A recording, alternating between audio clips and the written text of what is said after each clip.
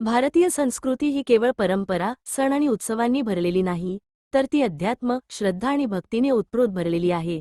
हजारो वर्षांपासून आपल्या ऋषीमुनींनी, संतांनी आणि महात्म्यांनी मनुष्याला एकच मार्ग दाखवला, ईश्वराशी जोडलेले जीवन जगणे.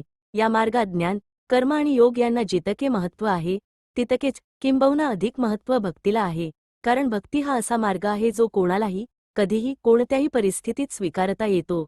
या भक्तिमार्गात अनेक स्तोत्रे, मंत्र आणि प्रार्थना आहेत, परंतु जी प्रत्येक घराघरात पोहोचली, जी प्रत्येकाच्या ओठांवर सहजपणे येते आणि जी मनाला त्वरित शांतता देते, ती म्हणजे हनुमान चालीसा. ही चालीसा महान संत कवी संत तुलसीदास यांनी रचली. त्यांच्या लेखणीतून निघालेला प्रत्येक शब्द हा भक्तीने, श्रद्धेने आणि अनुभवाने परिपूर्ण होता. त्यांनी हनुमानजींचे केवळ वर्णन केले नाही, तर त्यांच्या माध्यमातून भक्तीचा खरा अर्थ लोकांसमोर ठेवला. हनुमान म्हणजे केवळ एक देवता नाहीत, ते एक अनुभूती आहेत. ते शक्तीचे प्रतीक आहेत, पण त्या शक्तीत अहंकार नाही. ते बुद्धीचे प्रतीक आहेत, पण त्या बुद्धीत स्वार्थ नाही. ते भक्तीचे प्रतीक आहेत, आणि त्या भक्तीत पूर्ण समर्पण आहे. ते भगवान राम यांचे परमभक्त होते. त्यांच्या प्रत्येक श्वासात रामनाम होते आणि त्यांच्या प्रत्येक कृतीत सेवा होती. रामायणातील एक प्रसंग आठवतो, जेव्हा लक्ष्मण बेशुद्ध पडले होते आणि संजीवनी आणण्याची वेळ आली होती. त्यावेळी हनुमानजींनी पर्वत उचलून आणला.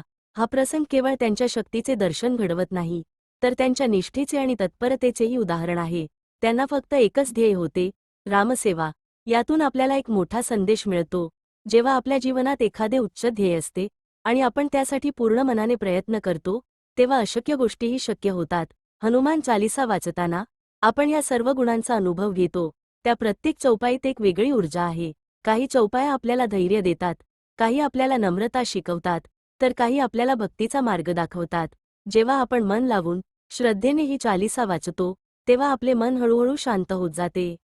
आजच्या आधुनिक जीवनात जिथे प्रत्येक व्यक्ती धावपळीत आहे, तणावाखाली आहे आणि अनेक समस्यांनी ग्रासलेली आहे, तिथे हनुमान चालीसा एक आधार बनते. एखाद्या दिवशी कामाचा ताण असतो, मन अस्थिर असते आणि काहीच नीट वाटत नाही. अशा वेळी जर आपण काही क्षण थांबून शांतपणे हनुमान चालीसा वाचली, तर त्या शब्दांचा प्रभाव आपल्यावर जाणवतो. मन हलके वाटू लागते, विचार स्पष्ट होतात आणि एक नवीन ऊर्जा निर्माण होते. अनेक लोक सांगतात की हनुमान चालीसा वाचल्याने त्यांच्या आयुष्यात बदल झाला. कोणाची भीती कमी झाली, कोणाचे आत्मविश्वास वाढला, तर कोणाच्या अडचणी हळूहळू दूर झाल्या. हे सगळे चमत्कार वाटतात, पण खरं पाहता ही चालीसा आपल्यामध्ये असलेल्या शक्तीला जागृत करते. ती आपल्याला सांगते की तुम्ही दुर्बल नाही, तुम्ही शक्तिशाली आहात, फक्त तुमची शक्ती ओळखा. परंतु या चालीसाचे खरे फळ मिळवण्यासाठी ती योग्य पद्धतीने वाचणे आवश्यक आहे. सकाळी लवकर, जेव्हा वातावरण शांत असते, किंवा संध्याकाळी, जेव्हा दिवसाची धावपळ संपते, त्यावेळी वाचन केल्यास अधिक चांगला परिणाम होतो. स्नान करून, स्वच्छ कपडे घालून, एका शांत ठिकाणी बसून, मन एकाग्र करून वाचणे हे सर्वोत्तम मानले जाते. पण यामध्ये सर्वात महत्त्वाची गोष्ट म्हणजे भावना. जर भावना नसेल, तर शब्द फक्त शब्द राहतात. पण जर भावना असेल, श्रद्धा असेल, तर तेच शब्द मंत्र बनतात. म्हणूनच हनुमान चालीसा वाचताना घाई करू नये. प्रत्येक ओळ हळूहळू, स्पष्टपणे आणि पूर्ण भावनेने वाचावी. मंगळवार आणि शनिवार हे दिवस हनुमानजींसाठी विशेष मानले जातात. या दिवशी वाचन केल्यास विशेष पुण्य मिळते, असे मानले जाते. तसेच हनुमान जयंती या दिवशी चालीसा वाचण्याचे महत्त्व अधिक वाढते. पण खरे तर भक्तीसाठी कोणताही दिवस लहान किंवा मोठा नसतो.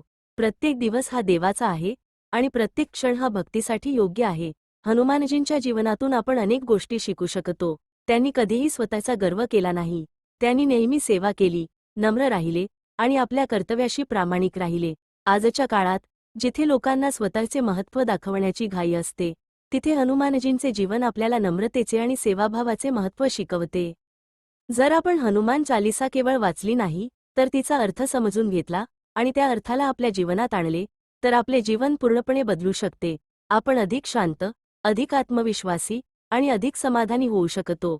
हनुमान चालीसा ही केवळ एक धार्मिक कृती नाही, तर ती एक जीवनशैली आहे.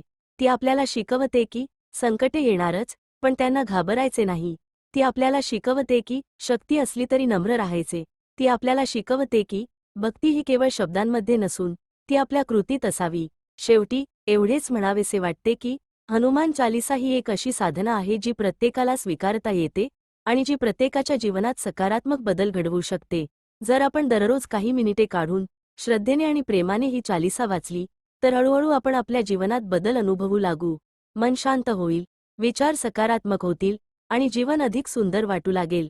आणि कदाचित त्या क्षणी आपल्याला जाणवेल, हनुमान केवळ बाहेर नाहीत, ते आपल्या आतही आहेत.